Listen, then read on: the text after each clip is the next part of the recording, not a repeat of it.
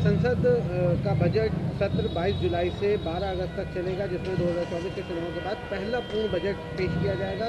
इसमें आर्थिक सर्वेक्षण और महत्वपूर्ण विधायी कार्य शामिल होंगे। संसद का जो बजट सत्र है वो आ रहा है।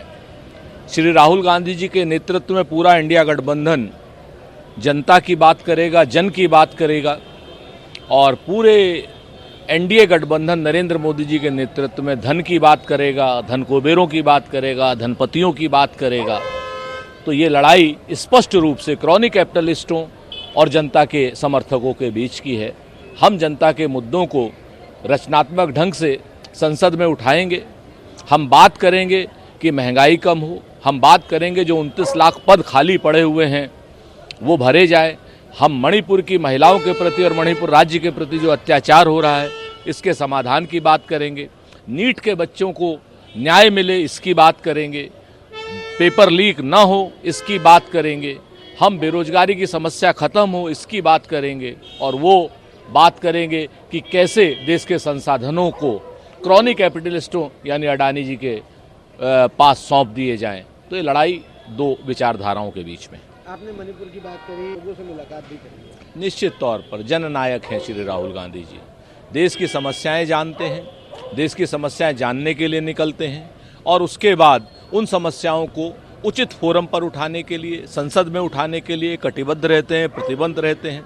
यही जननायक का काम है। और आज मणिपुर श्री राहुल गांधी जी जा रहे हैं। हिंसा प्रभावित है, चाहे वह मैतेई समुदाय हो, चाहे वहाँ कुकी समुदाय हो, सबके घावों पर मरहम लगाने की आवश्यकता है।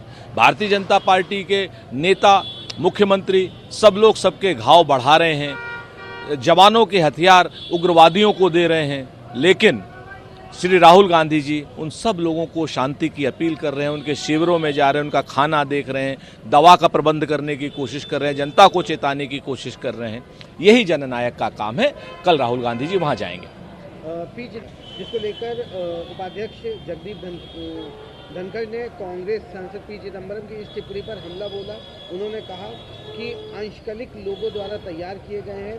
साथ ही उन्होंने कहा कि अपमानजनक, बदनाम और अपमानजनक बयान को वापस लेने का आग्रह किया। देखिए, जगदीप धनखड़ जी अपनी पद की गरिमा के अनुरूप काम नहीं कर रहे हैं। कहीं ना कहीं वो भारतीय जनता पार्टी के सदस्य के रूप में दिख जाते हैं।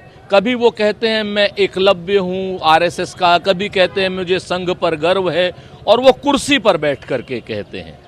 पद पर बैठे व्यक्ति को इतनी अशोभनीय ओछी टिप्पणी नहीं करनी चाहिए। रही बात पी चिदम्बरम साहब कानून विज्ञ हैं, आप उनकी बात का अगर प्रतिकार करना चाहते हैं तो उचित फोरम पर करें, लेकिन आप इस तरीके की भाषा का, अपमानजनक भाषा का एक सांसद के प्रति जो बर्ताव कर रहे हैं, देश भी देख रहा है और समय आने पर आपसे इसका हिसाब भी मांगा जाएगा। जगदीप धनखड़ जी, ऐसा कोई काम मत कीजिए कि जब आप इस कुर्सी से उतरें तो आपको इतिहास याद ही न रखे, कूड़ेदान में फेंक दे। इसके साथ ही और कुछ नहीं, जांच करने वालों ने कहा है कि हाथरस भगदड़ दुर्घटना मामले में किसी को भी बख्शा नहीं जाएगा। गिरिराज सिंह जी, आप नरेंद्र मोदी जी को भी भेज देते, क्योंकि हाथरस में गरीब परिवार के लोग मरे थे, इसलिए नरेंद्र मोदी जी नहीं गए। अमीर परिवार के लोग होते तो नरेंद्र मोदी जी इसके लिए चीन तक चले जाते हैं।